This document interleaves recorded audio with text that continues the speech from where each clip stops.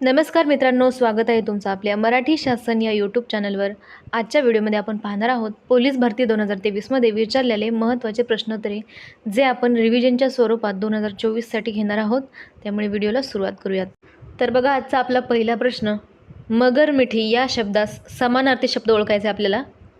4 पर्याय आहेत आणि योग्य उत्तर असेल पर्याय क्रमांक 4, घट्ट पकड। ठीक आहे, मगर मिठी या शब्दाचा समानार्थी शब्द काय होईल? घट्ट पकड। ठीक आहे। पुढील दुसरा प्रश्न, भारतातील पहिल्या महिला मुख्यमंत्री सुचेता कृपलानी या कोणत्या राज्याच्या मुख्यमंत्री होत्या? महत्त्वाचा प्रश्न आहे। आत्तापर्यंत 5 वेळा विचारण्यात आलेला आहे हा प्रश्न। 4 पर्याय आहेत आणि योग्य उत्तर असेल पर्याय क्रमांक 1, उत्तर प्रदेश। ठीक आहे, भारतातील पहिल्या महिला मुख्यमंत्री सुचेता कृपलानी या उत्तर प्रदेश राज्याच्या मुख्यमंत्री होत्या। ठीक आहे, त्यामुळे उत्तर असेल पर्याय क्रमांक 1। पुढील तिसरा प्रश्न, भारताचे जलपुरुष या नावाने ओळखले जाणारे डॅश डॅश यांनी राजस्थान येथे मोठी क्रांती घडवून आणली। बघा, 4 पर्याय आहेत आणि योग्य उत्तर असेल पर्याय क्रमांक 1, डॉक्टर राजेंद्र सिंह। ठीक आहे, भारताचे जलपुरुष राजेंद्र सिंह यांनी राजस्थान येथे मोठी जलक्रांती घडवून आणली। त्यामुळे योग्य उत्तर असेल पर्याय क्रमांक 1। पुढचा प्रश्न, पळसाला पाने तीनच या म्हणीचा योग्य अर्थ कोणता? बघा, आपल्याला या म्हणीचा योग्य अर्थ ओळखायचा आहे। 4 पर्याय आहेत आणि योग्य उत्तर असेल पर्याय क्रमांक 3, कुठेही गेले तरी तीच परिस्थिती। ठीक आहे। तर बघा, पुढील 5वा प्रश्न, साखरेचे खाणार त्याला देव देणार या म्हणीचा अर्थ काय हे आपल्याला इथे ओळखायचं आहे। तर हा प्रश्नसुद्धा 2 वेळा विचारण्यात आलेला होता। म्हणींवर सुद्धा महत्त्वाचे प्रश्न विचारले जातात। तर बघा, या प्रश्नाचं उत्तर होईल पर्याय क्रमांक 1, भाग्यवंताला कशाचीही उणीव पडत नाही। म्हणजेच काय, तर साखरेचे खाणार त्याला देव देणार। ठीक आहे, त्याचं उत्तर होईल पर्याय क्रमांक 1, लक्षात ठेवायचं आहे। पुढचा प्रश्न, लौकिक या शब्दाचा विरुद्धार्थी शब्द आपल्याला ओळखायचा आहे। 4 पर्याय आहेत आणि योग्य उत्तर असेल पर्याय क्रमांक 1, अलौकिक। ठीक आहे, लौकिक या शब्दाचा विरुद्धार्थी शब्द काय होईल? अलौकिक। त्यामुळे उत्तर असेल पर्याय क्रमांक 1। पुढचा महत्त्वाचा प्रश्न आहे, 2023 हे वर्ष खालीलपैकी कोणते वर्ष म्हणून साजरे करण्यात आले? तर बघा, 4 पर्याय आहेत आणि योग्य उत्तर असेल पर्याय क्रमांक 1, जागतिक तृणधान्य वर्ष। ठीक आहे, 2023 हे वर्ष जागतिक तृणधान्य वर्ष म्हणून साजरे करण्यात आले। या उपक्रमाच्या माध्यमातून देशांतर्गत तसेच जागतिक पातळीवर भरड धान्यांचा वापर वाढवणे हे आपले उद्दिष्ट आहे। संयुक्त राष्ट्र महासभेने मार्च 2021मध्ये आपल्या 75व्या अधिवेशनात 2023 हे बाजरीचे आंतरराष्ट्रीय वर्ष घोषित केले।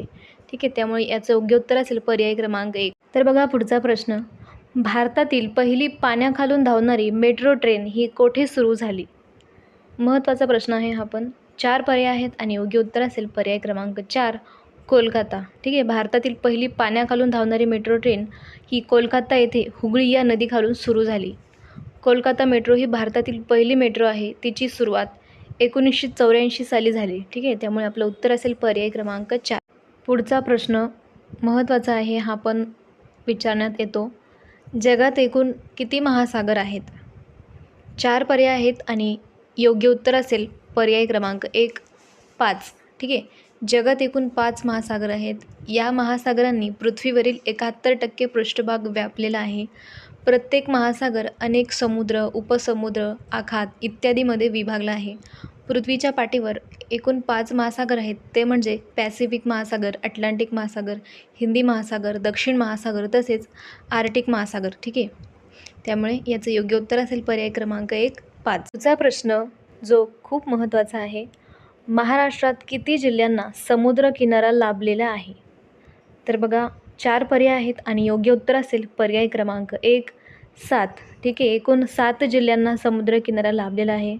ते 7 जिल्हे म्हणजे बघा, रत्नागिरीला 237 किलोमीटर समुद्र किनारा लाभलेला आहे, रायगडला 122 किलोमीटर, सिंधुदुर्गला 120 किलोमीटर, मुंबई उपनगर 114 किलोमीटर, पालघर 102, ठाणे 25, सर्वात कमी समुद्रकिनारा, आणि टोटल महाराष्ट्राला 720 किलोमीटरचा सागरी किनारा लाभलेला आहे। ठीक आहे, त्यामुळे याचं योग्य उत्तर असेल पर्याय क्रमांक 1, 7। पुढचा प्रश्न, खालीलपैकी कोणती एकमेव नदी आहे जी कृष्णा नदीला डावीकडून येऊन मिळते? बघा, 4 पर्याय आहेत आणि योग्य उत्तर असेल पर्याय क्रमांक 1, येरळा नदी। ठीक आहे, ही जी येरळा नदी आहे ती अशी एकमेव नदी आहे जी कृष्णा नदीला डाव्या साईडने म्हणजे डावीकडून येऊन मिळते। ठीक आहे, त्यामुळे उत्तर असेल पर्याय क्रमांक 1। पुढचा प्रश्न, ईश्वरचंद्र विद्यासागर यांचे सर्वात जास्त उल्लेखनीय कार्य खालीलपैकी कोणत्या क्षेत्रात होते? बघा, महत्त्वाचा प्रश्न आहे. 4 पर्याय आहेत आणि योग्य उत्तर असेल पर्याय क्रमांक 4, विधवा पुनर्विवाह. ठीक आहे. आजचा हा व्हिडिओ मी इथेच संपवते. व्हिडिओ आवडला असेल तर व्हिडिओला लाईक करा. चॅनलवर नवीन असेल तर चॅनलला सबस्क्राईब करा. भेटूयात पुढच्या व्हिडिओमध्ये. तोपर्यंत बाय बाय.